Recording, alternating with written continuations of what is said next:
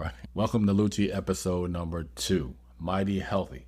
And because Mighty Healthy is a standard, that's how I want you operating: strategic, clear, strong, and durable. Okay? So let's get into it. We're going to be talking about sound physical health in this episode, but we're going to be taking it a little bit deeper than just that. We're not talking about aesthetics or vanity metrics. We're talking about building a body that performs like a system. So let's be real. Most people treat their body and their health like it's a side hustle at best. They'll grind 40, 60, 80 hours a week trying to build wealth and totally neglect the machine that has to carry all of that weight. Here's what you have to understand. Your body, that's your first business, and you have to take care of that. If your energy crashes by 2 p.m. every day, your strategy suffers, your execution suffers. If your sleep is trash, your decision making is compromised. And if your body breaks down, your empire slows down or comes to a complete stop. I once recently heard somebody say, you can have 100 problems, but then if you develop a health problem, you've only got one problem. That's how critical this is. So I looked up some stats on a quick snapshot of health in the United States in particular. I'm looking at some stats from the CDC, and that is the Center for Disease Control. It says that 41.9% of adults in the United States are obese. Health and Human Services says that fewer than 1 in 4 adults meet the recommended physical exercise guidelines. Another interesting stat from the CDC, which is probably the most alarming actually, it says that 7 out of every 10 deaths in the United States are caused by a chronic disease. So the next question is, well, what exactly is a chronic disease? So I had to look it up, digging a little bit deeper into that stat, and it says that heart disease, cancer, stroke, diabetes, chronic respiratory diseases, and Alzheimer's fall into that bucket of chronic diseases. Now, even more alarming, on top of all of that, most of those diseases are preventable for most people if they make different lifestyle choices. And those lifestyle choices in particular that are linked to diet, exercise, smoking, alcohol, and sleep. When I was a little kid, I started trying to become more health conscious. I was always trying to make decisions that would improve my health. And I remember doing this back in middle school, or some of my earliest memories of actually making some intentional health choices in an attempt to become healthier in the long run.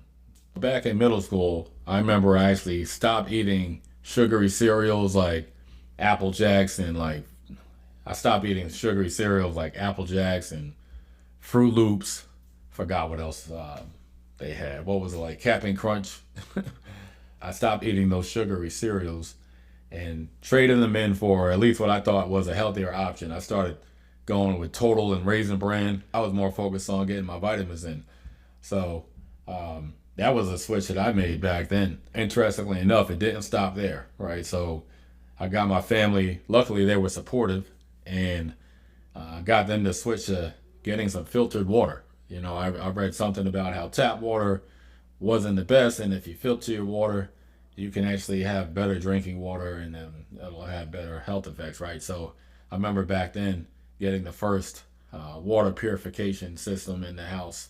It was just a pitcher. It was like a Brita pitcher or whatever. You pour water in it, it cleans the water, purifies the water. I remember doing that back when I was in middle school, and fortunately the family was on board and we switched it up and got a Brita purification water system. Eventually, years later, like many years later as an adult, I would step up the game even more and get a whole house water filter.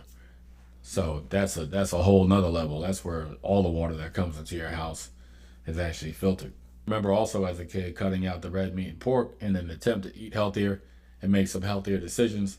Years later, I would eventually go vegetarian, which I still am today as I record this episode. Here's a flashback. A few years ago, there was a documentary I was watching, with my son. He was probably like 6 or 7 at the time. And the documentary was called Game Changers. You could probably find it on Netflix. I think it was on Netflix or something.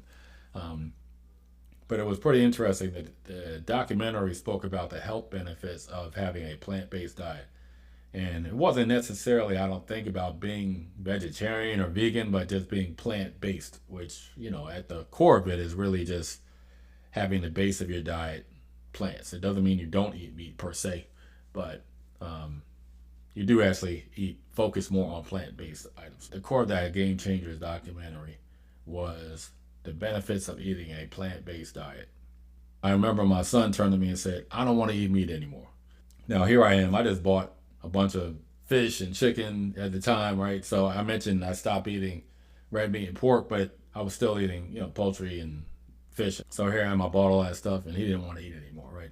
But when he said that, it really struck something in me. Like, I thought about it. I'm like, I'm not just raising a kid, I'm really modeling the behavior, and I'm actually modeling a standard. I was always pretty conscious as a father, but even in that moment, it just had awoken something in me to become even more conscious.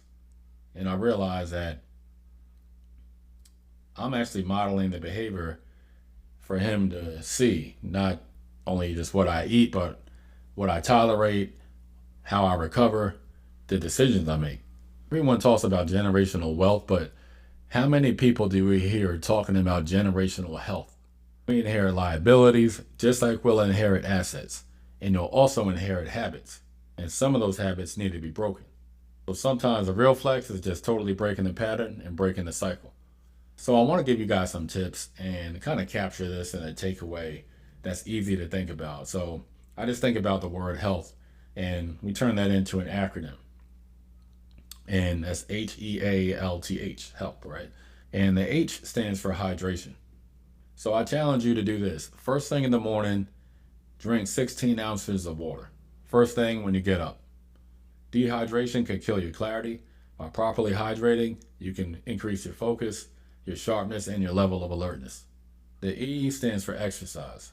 Try to get in 4 days of exercise per week. If you can, have a mix of strength training, cardio training, training your core, and mobility and flexibility work. And if that sounds like a lot, again, make incremental improvements. Find something fun you like to do and do that. It could be as simple as starting off going for a walk, riding your bike, playing a sport, or whatever interests you. The A in health stands for avoid trash. Now, you know what trash is, and that's cutting a lot of the highly processed garbage out there that they readily serve in a lot of restaurants and even on store shelves. I challenge you to start reading nutrition labels and focus on eating foods that have ingredients that you recognize. So the L, we kind of stretch it a little bit, stands for lifestyle and sleep. Now, most studies show that people can benefit from at least 7 to 8 hours of sleep per night. Many people sleep much less than that. Many people are sleep deprived and may not even realize it. Poor sleep can lead to a host of other health problems later on in life. All of those health problems are not so immediate. Some of them will manifest eventually. But poor sleep can lead to poor thinking, sluggish behavior, and reduced levels of energy. I found one statistic that says 35% of Americans are getting less than 7 hours of sleep each night. Most people need more than that. And if you get more sleep, more adequate sleep might mean you'll be less dependent on caffeine. The T stands for track. Find a way to log your food, your workouts, track your weight, and your energy levels as well. And I'm going to use the H in health to symbolize and stand for health stack. And what is that? Clean water, supplements, and fresh air. You don't have to be perfect, but you do have to be intentional. So, top leaders prioritize their health. Tim Cook, the CEO of Apple, trains at 5 a.m. each morning. LeBron James, a top athlete, is reported to sleep 8 to 10 hours each night. Former President Barack Obama worked out daily in the White House. Same for Presidents George W. Bush and George H. Bush. The CEO of Amazon, Jeff Bezos, credits sleep as a core to proper decision making. High performers don't sacrifice their health for success. They leverage the health for success. So in order for you to perform at your best, you have to focus on and be very intentional about improving your health. You can't be mighty if your body's weak. It's very difficult to build legacy from a hospital bed. And you can't lead if your body is broken. So download the LUCCI Health Operating System worksheet. Take a look at that, go through it, and see how it can help you improve your health. Strategy isn't just mental, it's physical. Master your body and everything else moves cleaner. Until next time, stay sharp, stay mighty, and stay healthy. Listen, that's it for now, but the work does not stop here. If this gave you something to think about, like, subscribe, and share it with somebody who's building. Follow LUCCI at LUCCI Systems on Instagram, YouTube, and wherever you're listening, so you don't miss the next move. Until next time, remember, execution is the name of the game.